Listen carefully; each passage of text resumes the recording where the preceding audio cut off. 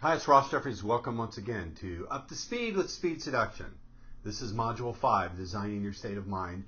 This will be the last official module, but from time to time we may be posting some bonus modules, so do look for those. Once again, a reminder that all rights are reserved. It's copyright 2008 Ross Jeffries and Gita Services, Inc. But I do encourage you to pass this around, put it on a blog, post it in your website, put it on StumbleUpon, Facebook, Twitter, I don't care. But do make sure that you leave all the content intact. Don't add anything, don't subtract anything, don't change anything. Leave all the links intact, and always remember, give it away for free. Let's get going. You're going to really like this because 1/3 of Speed Seduction is about you, the tools that create your state. So let's get to it. Here's a gold key principle. Beautiful women create altered states of consciousness. Now, what do I mean by a state? A state is the combination of your internal representations. We talked about that. What you visualize, the sounds you make, what you say to yourself, and then your physiology, the way you're breathing, your posture, your muscle tone, your movement, the flows of sensation in your body, and then on a deeper, more profound level, your beliefs about yourself, your beliefs about your sense of identity, your sense of capability, your sense of possibility, your sense of deservingness, the meanings that you attribute to situations. And many, if not all of these, can be outside of conscious awareness. Now remember, when things operate outside of conscious awareness, they tend to have an irresistible and hypnotic power. What do I mean by an altered state? Well, that's a good question. Do I mean a mystical state of union with the universe? Not necessarily. That could be an altered state. An altered state is simply a state in which the state you were in previous is no longer around, and the learning and the capability and the ways of thinking you had a moment ago are no longer available to you. Now, that may not be a detriment. You may have a better set of ideas, a better set of beliefs, a better set of internal representations. But altered states are not limited to drug experiences. They're not limited to a visit by God or aliens. Altered states are what happen all the time anyway. One of the more profound understandings of speed seduction is not that it's hypnotic, but that most of our processes are hypnotic in that they take place outside of our conscious awareness and outside of our choice. So the real question is not, are you going to have an altered state?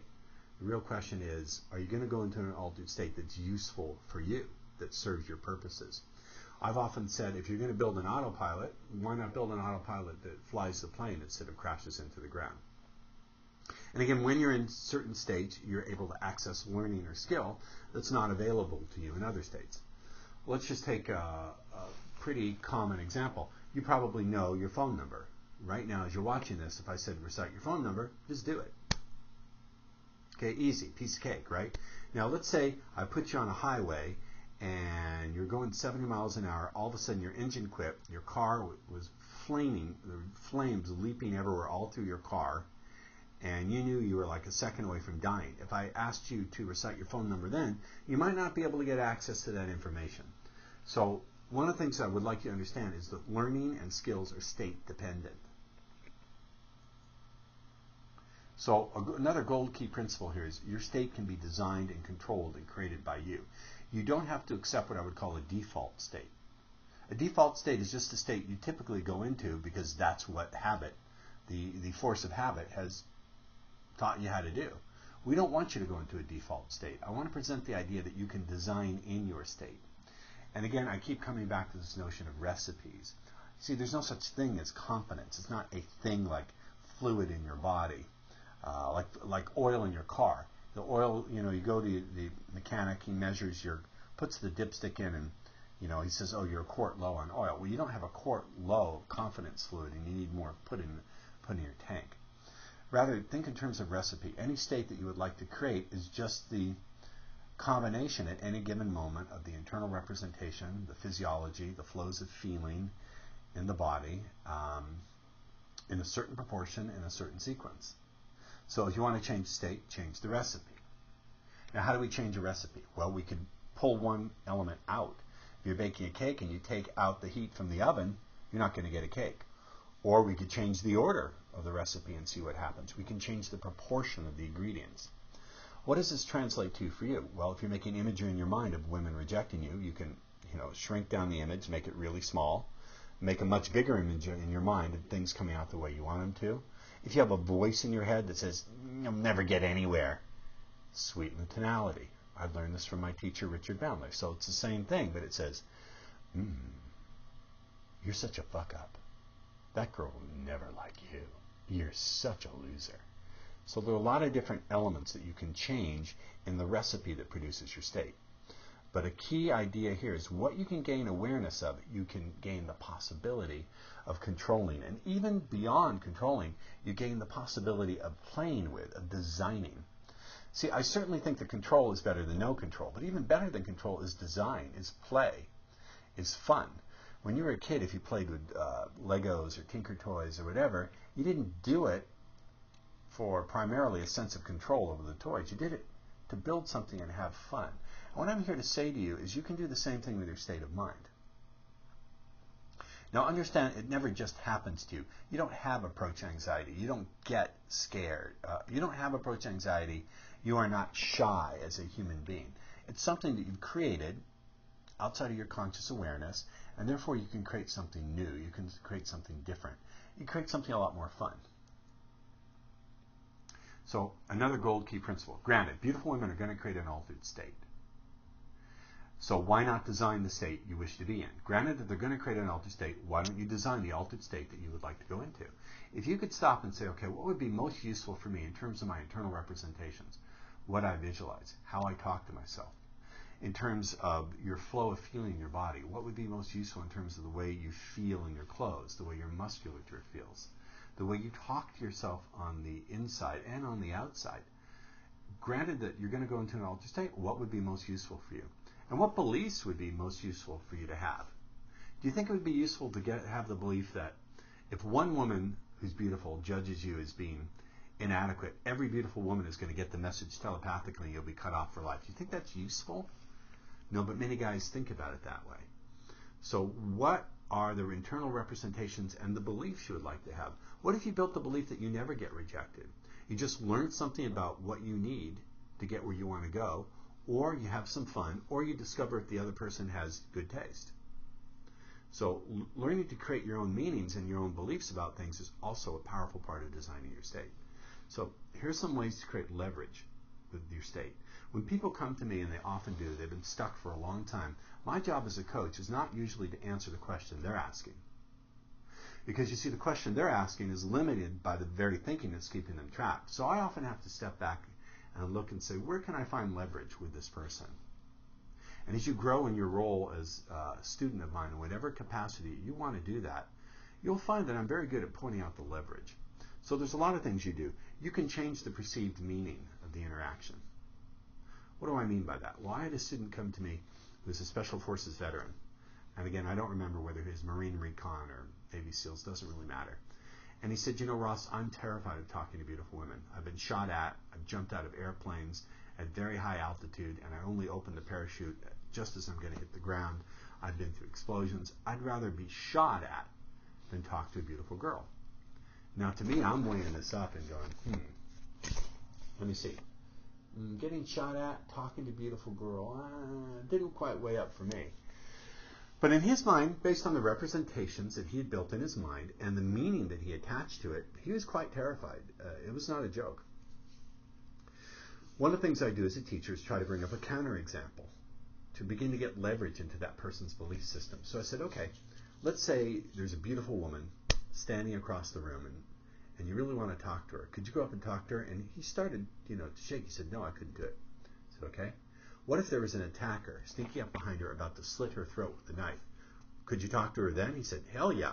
I'd go over there, break the guy's arm, and maybe even kill him on the way down the ground and tell her, look out.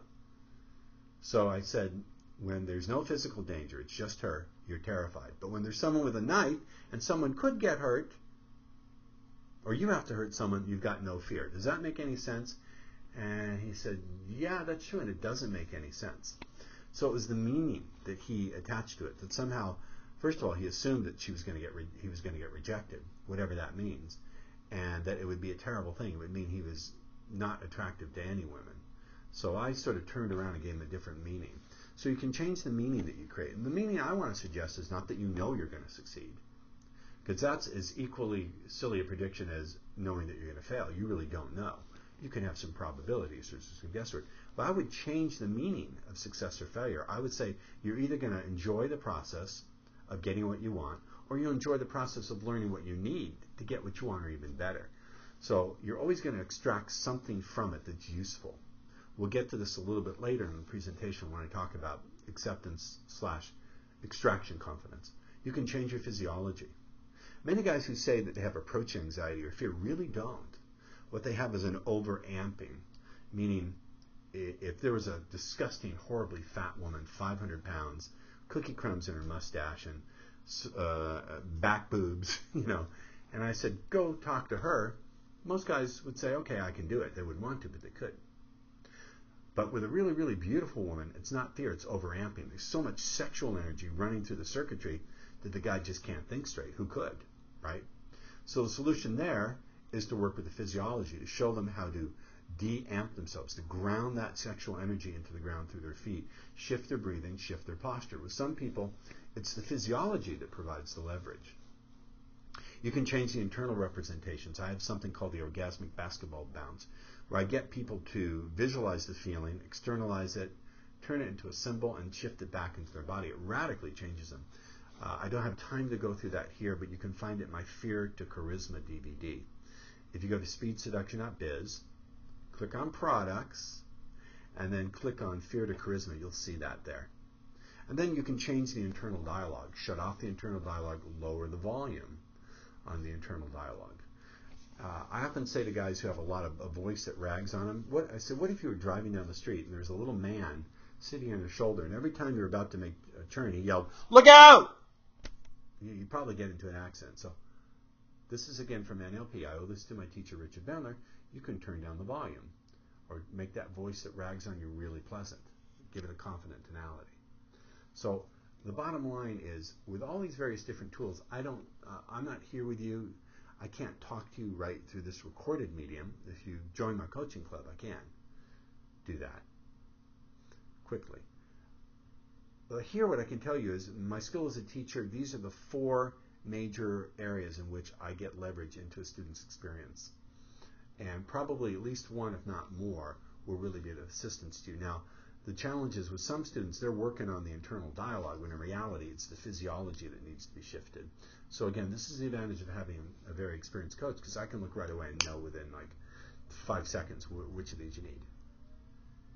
I want to give you some attitudes and realizations for successful women. Since I said that your state can be partially comprised of your attitudes, your beliefs, your realizations about women, therefore if you shift those, you can really shift your state. So let's go through these. One of my beliefs, at least when it comes to the initial walk-up, and indeed all the time, is 99% of the time, the worst that will happen is nothing will happen. Now, a lot of times, good stuff will happen. But let's say, if you take the universe of times when you don't get what you want, 99% of the time when you approach women, the worst that will happen is nothing will happen. She's not going to laugh at you or be mean. She'll just ignore you. She just won't respond. Or she'll nod her head or smile and walk on. The image that is conveyed by Hollywood, that beautiful women are just itching for a chance to reject men and be cruel and vicious, it's fantasy. It's no more real than the Hollywood version of what cops do in the real world. It's nonsense. There's some context in which women feel they have a license to be a cunt. Some women will get that way in a club, but one of the reasons I don't go to clubs. Another one, I never get rejected. I only discover if a woman has good taste. Here's a really good one. This next attitude, I shouldn't even be giving this away. But it's so powerful that if you just put this into action, if you write this attitude down and think about it, and then imagine your last 10 interactions with women and how they would have been different had this attitude been there, you'll see how powerful it is. And it's this: I seldom take a woman's first response to me as written in stone.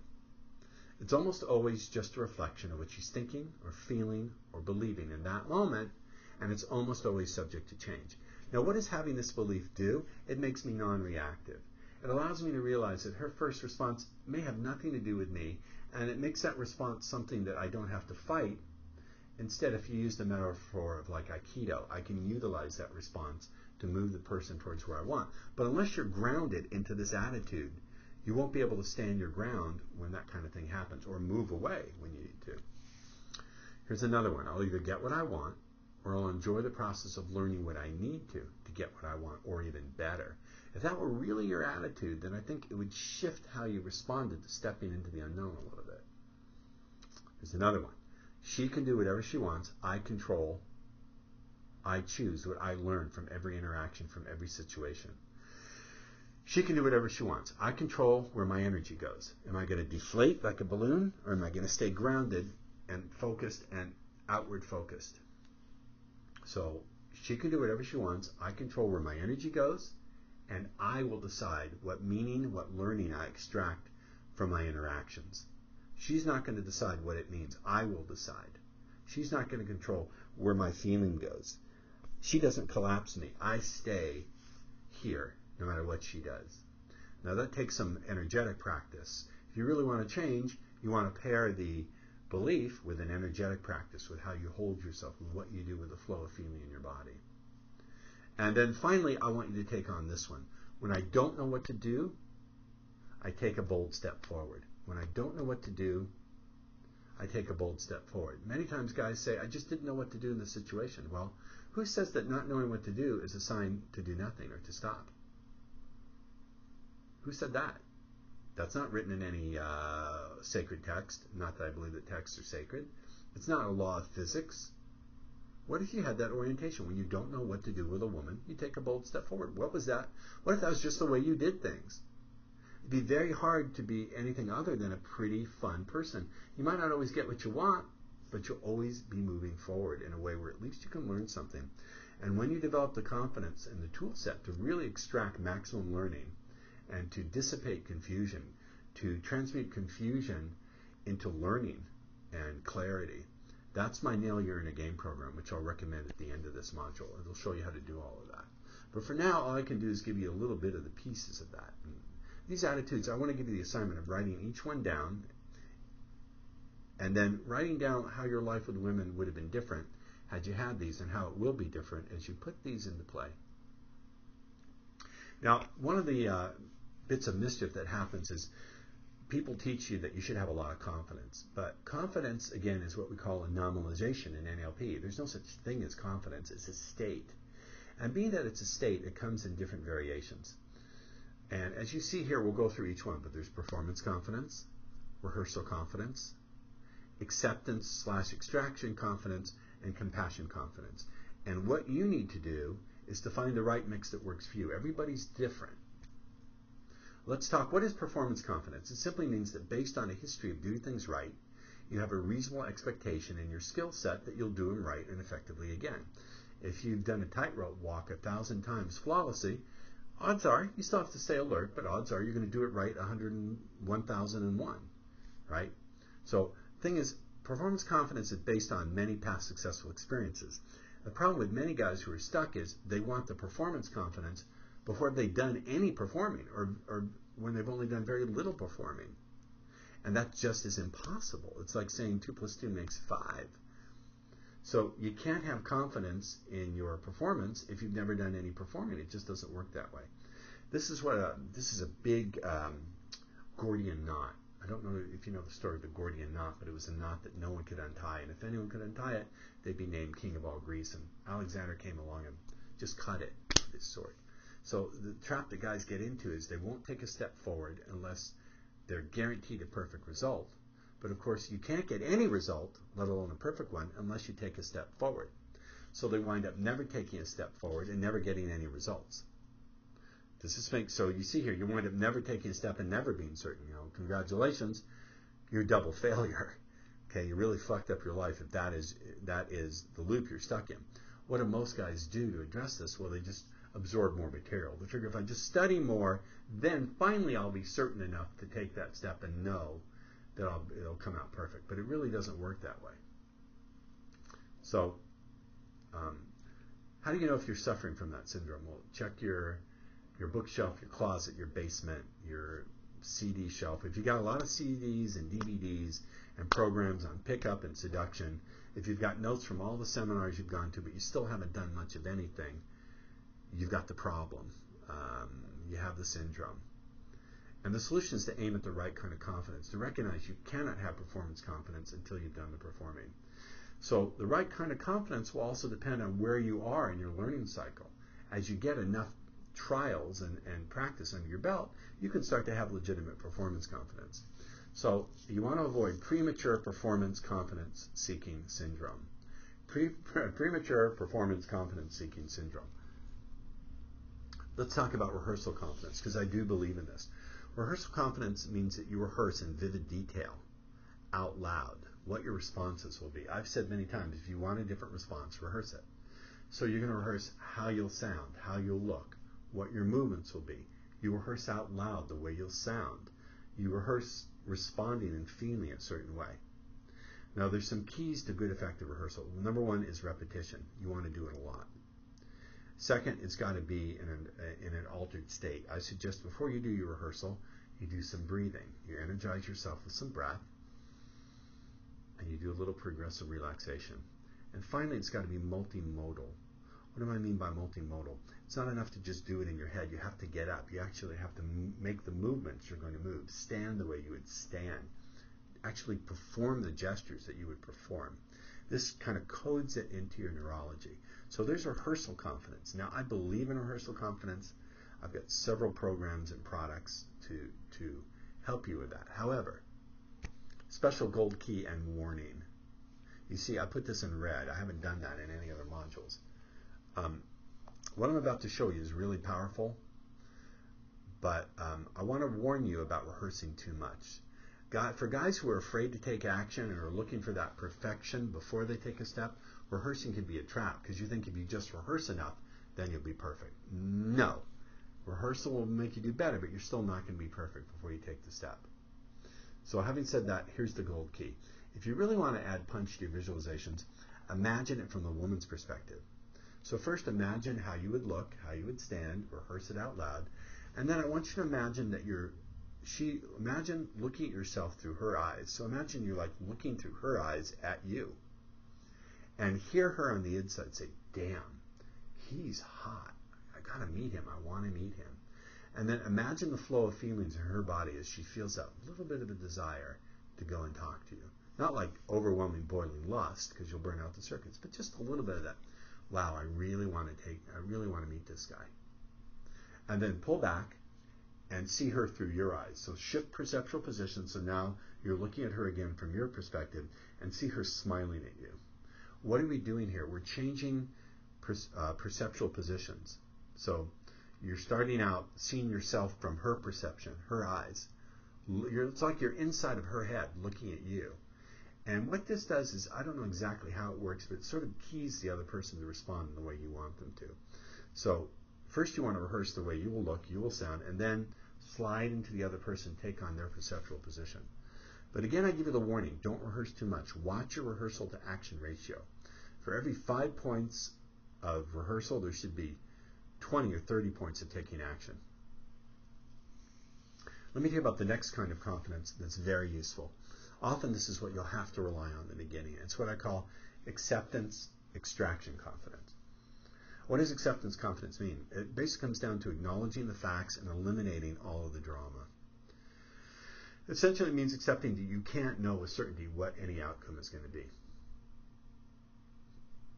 You just don't know. Even if you've done things 1,000 times right with your pickup, you don't know what 1,001 will bring you, because women are random, they're chaotic. They have a structure, but that structure can be chaotically influenced by the smallest little element. And so you never really know for sure, and that's okay. So it's based on acknowledging that you don't know what's going to happen, that you don't like that you don't know what's going to happen, and then you make a decision. So you acknowledge reality. You'd like to talk to the girl. You acknowledge that you don't know what's going to happen. You acknowledge that you don't like that you don't know. And then you make a choice, and I'm going to go find out. Let's go find out what will happen. And really this has to do with epistemology. Epistemology is the study of how we can know things. Can we know things just from figuring out in our head, or do we ultimately, is there some realm of human experience where we have to go out and experiment to know? I want to suggest that empiricism is your epistemology. And empiricism says that ultimately the only way to find out about the world outside of ourselves is to go and experiment. So it's a perspective that says you're going to let action and reality teach you what works rather than worrying or guessing or speculating. That it's okay to form a theory. As you see, I form theories, but you have to let reality and action teach you what will work. This is the most important little bit of leverage I can give you. Now, it's sort of not the kind of thing you would think about. Doesn't feel like super room-filling confidence, but you don't need to aim at that. Again, this perspective that you will let action and reality teach you what works is a key to having a fun and fulfilling and thorough and varied life. In this approach, we acknowledge something. We acknowledge that there are no answers. At best, there are ideas. It's only when the idea is acted upon that it becomes an answer. If you're looking for answers, no. At best, you're going to find incredibly useful and accurate and powerful ideas, but they only become answers when you act on them. You have to potentiate the idea into the reality of an answer through your action. Not your speculating, not your worrying, not your chewing on it, not your ruminating, but through action. You should write this down 100 times, number each one. Without action, there are no answers and there is no knowledge. I mean it. Write it down. If you want your life with a woman to transform, write it down 100 times. Number each one. Sign and date it.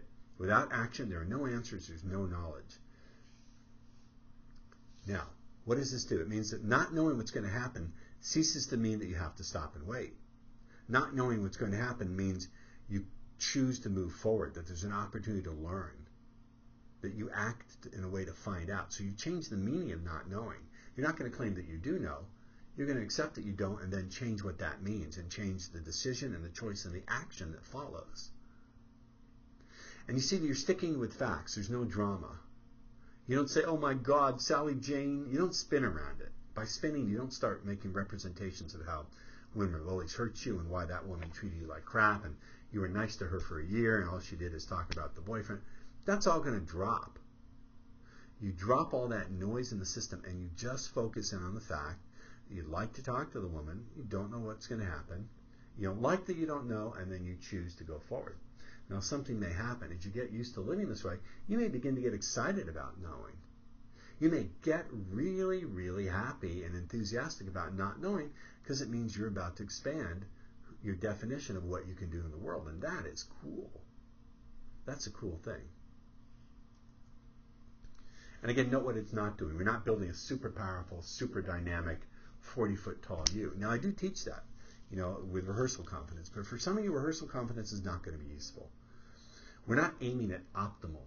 We're not aiming at what Tony Robbins talks about, peak states. Fuck that. You can't go around in a peak state all the time. Number one, you'll burn yourself out. Number two, you'll overwhelm a lot of people. Number three, peak states involve a lot of noise sometimes. You just don't need to do it. We don't want optimal or super world-beating. We just want nominal, just what will work. Anything that's required to get us in a useful state and to get our feet moving and get the action going is what we want to do. And note, when you're seeking a solution, the most efficient one is the one you want.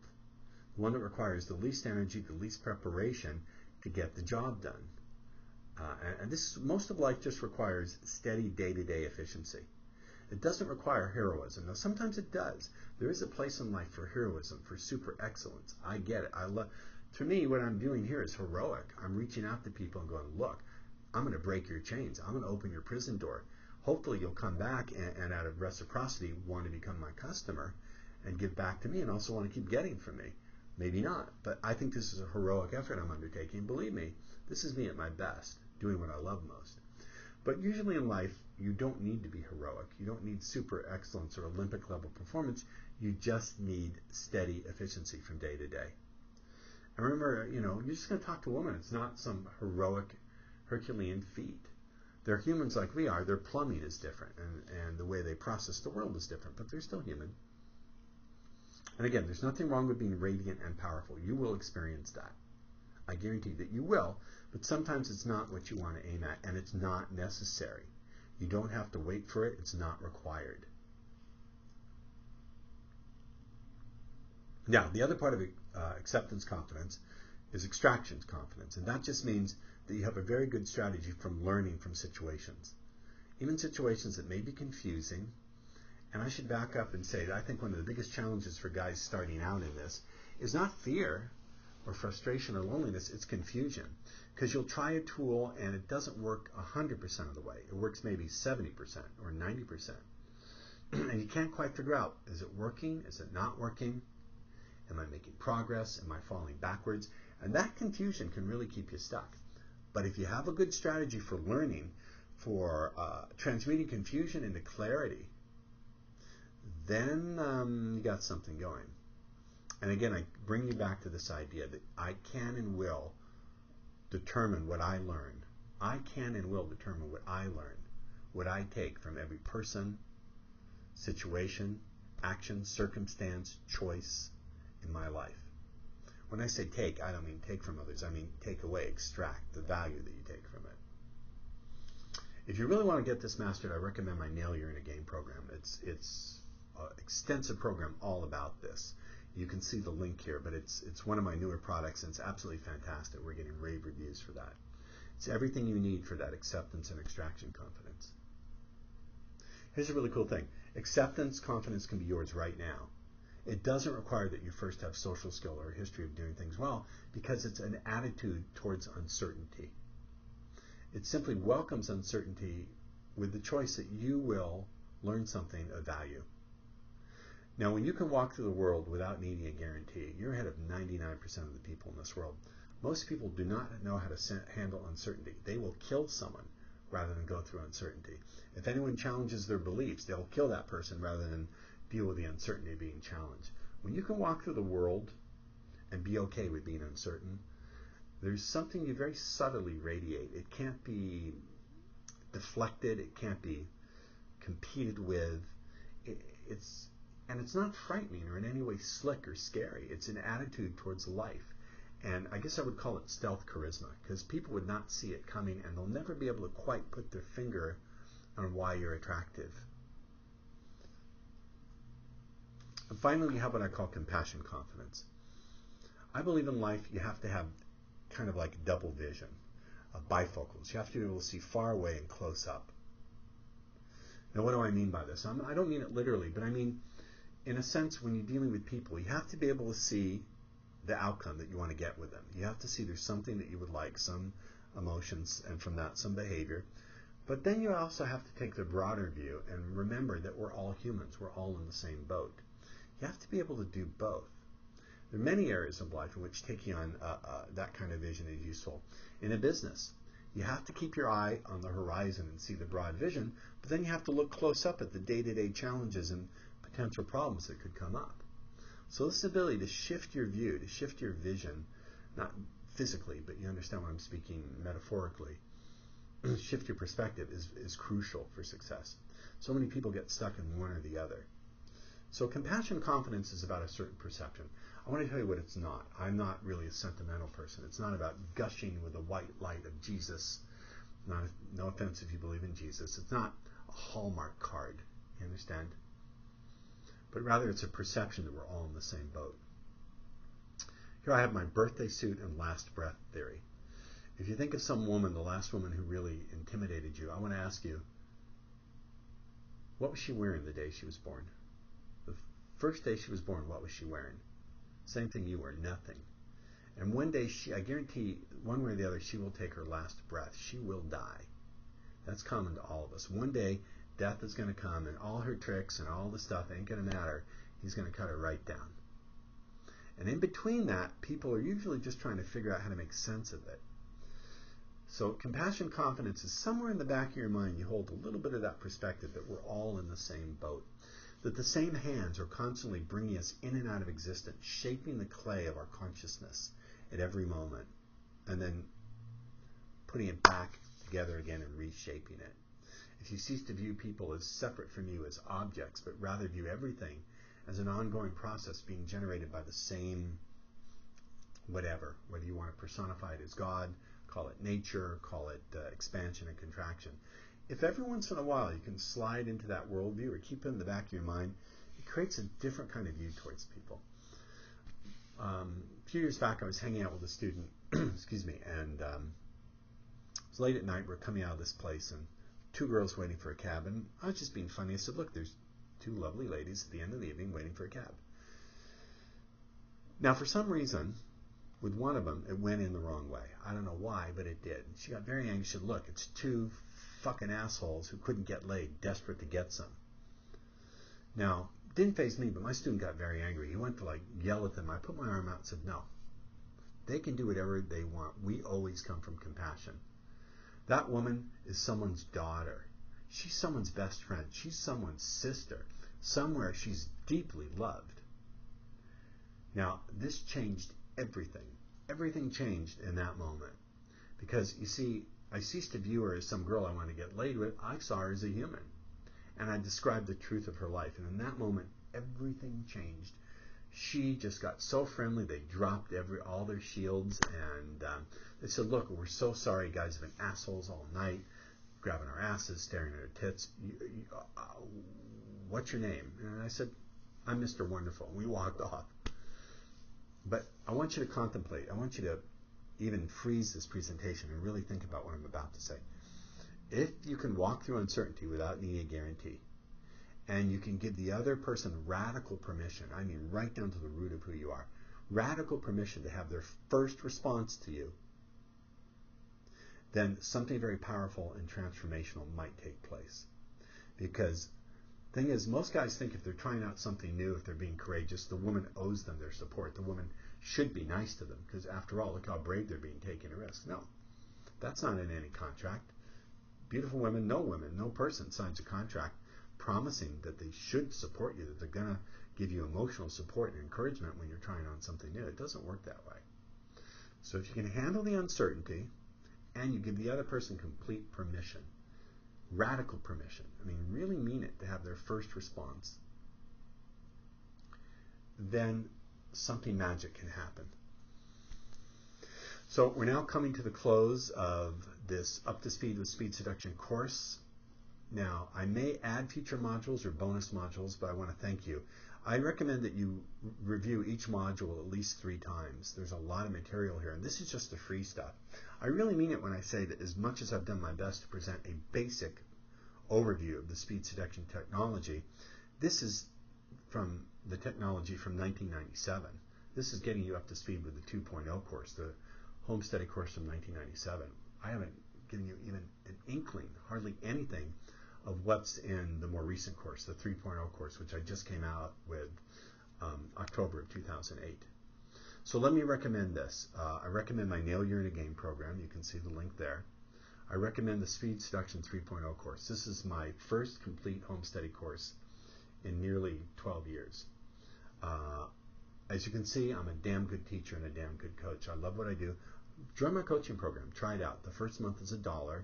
After that, it's $97 a month. You can quit at any time. But you'll see what the idea is. Go to rjcoaching.com, www.rjcoaching.com, and you'll see what is offered there. And of course, my website, speedseduction.biz, has all of my products. I want to thank you for taking this journey with me. I put a lot of thought, a lot of effort into this, and I welcome your feedback. Please feel free to pass this along. Post it on your website, put it on blogs, stumble upon YouTube. I don't care. Just make sure you don't change anything, and always give it away for free. Thanks. I look forward to continuing to be your teacher in whatever capacity you feel that's what you want. Thanks.